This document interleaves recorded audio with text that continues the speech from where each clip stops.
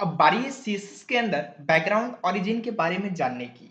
Background origin होता क्या है? ये आपका वर्जन 3.0 में नया प्रॉपर्टी आया है। आइए जानते हैं इसके बारे में, इसका कौन कौन सा वैल्यू होता है। आपके सामने में यहाँ पर 3 वैल्यू दिख रहा है जो कि आपका सीएसएस बैकग्राउंड ओरिजिन में आया है। आपका पहला जो प्रॉपर्टी है ये है आपका पैडिंग बॉक्स, जिसको हम लोग सीखेंगे। दूसरा दिया हुआ है बॉर्डर बॉक्स। बॉर्डर बॉक्स कैसे काम करता है इसके बारे में हम लोग जानेंगे। और तीसरा जो दिया हुआ है ये है आपका कंटेंट बॉक्स। तो इन तीनों प्रॉपर्टी को हम सीखेंगे सीएसएस के अंदर। तो आइए जानते हैं प्रैक्टिकली कैसे ये तीनों प्रॉपर्टी काम करता है। तो इसके लिए मैं आ जाता हूँ अपने टेक्स्ट एडिटर पे। टेक्स्ट एडिटर पे आने के बाद आपके सामने में यहाँ पर दिख रहा है कि यहाँ पर हम लिख के रखे हैं सीएसएस बैकग्राउंड ओरिजिन प्रॉपर्टी।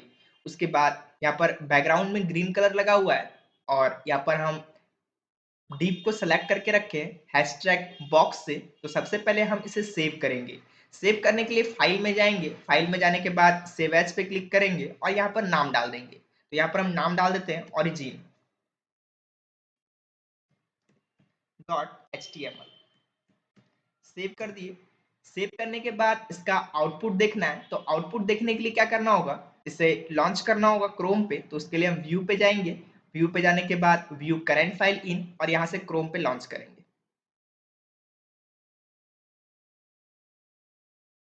तो आपके सामने में यहाँ पर दिख रहा है कि यहाँ पर डीप का बॉर्डर आ रहा है और इसके अंदर में कुछ कंटेंट है और आपका जो इमेज है ये आपका यहाँ पर आ रहा है। यहाँ पर लिखा हुआ है CSS background origin property.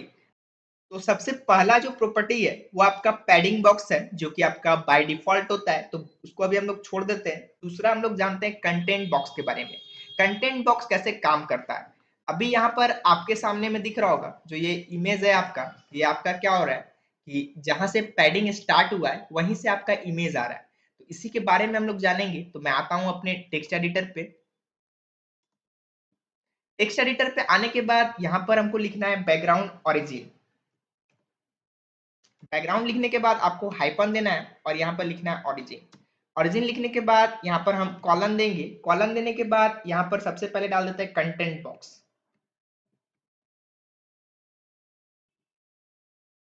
Content लिखने के बाद हाइपन देना है और यहाँ पर लिखना है बॉक्स।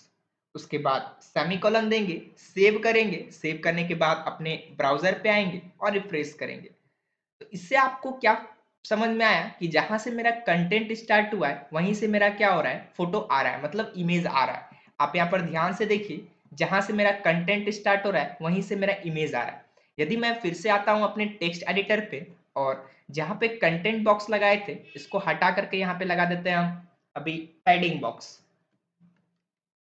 पैडिंग लिखना है, हाइपन देना है। हाइपन देने के बाद यहाँ पे लिखना है बॉक्स।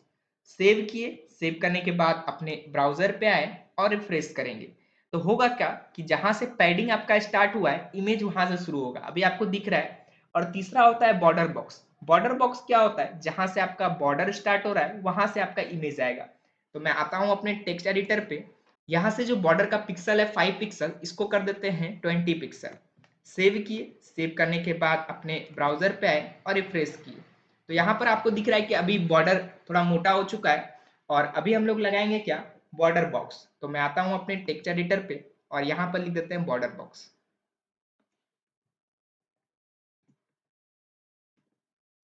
बॉर्डर बॉक्स लिख चुके हैं। सेव करेंगे। सेव करने के बाद अपने ब्राउजर पे आएंगे और रिफ्रेश करेंगे। तो इमेज क्या होगा, जहां से मेरा बॉर्डर स्टार्ट हो रहा है वहां से आएगा। अभी आपको पता नहीं चल रहा है तो यहाँ पे हम बॉर्डर का स्टाइल को चेंज करेंगे। मैं आता हूँ अपने टेक्स्ट एडिटर पे और जहां पर यहाँ पे सॉलिड लिखा हुआ है इसको कर देते हैं डॉटेड। डॉटेड कर दिए। सेव किए। सेव करने के बाद अपने ब्राउजर पे आएंगे और रिफ्रेश करेंगे। तो अभी आपको दिख रहा है कि इमेज कहां से आ रहा है, जहां से बॉर्डर स्टार्ट हो रहा है। और यदि हम यहाँ पर पैडिंग लगा के रखते हैं, फिर से हम यहाँ पे पैडिंग लगाते हैं, तो इससे क्या होगा, जहां से मेरा पैडिंग था वहां से आएगा। पैडिंग लगा दी। सेव किए। सेव करने के बाद अपने ब्राउजर पे आए और रिफ्रेश किए। तो अभी आपको क्या हो रहा है, बॉर्डर का जगह छोड़ दिया है और जहां से आपका पैडिंग था वहां से आ रहा है। और यदि इसी जगह पे हम पैडिंग हटा के कंटेंट लिख देते हैं, कंटेंट लिख दिए। सेव किए। सेव करने के बाद अपने ब्राउजर पे आए और रिफ्रेश किए। तो इससे क्या हो रहा है, जहां से मेरा कंटेंट स्टार्ट हो रहा है वहां से आपका इमेज आ रहा है। तो आप लोगों को समझ में आया कैसे यहाँ पर बैकग्राउंड ओरिजिन काम कर रहा है। यदि हम कंटेंट लगाएंगे तो बैकग्राउंड का जो ओरिजिन होगा वो कंटेंट से स्टार्ट होगा। यदि हम बॉर्डर लगाएंगे तो जहां से बॉर्डर होगा वहां से स्टार्ट होगा।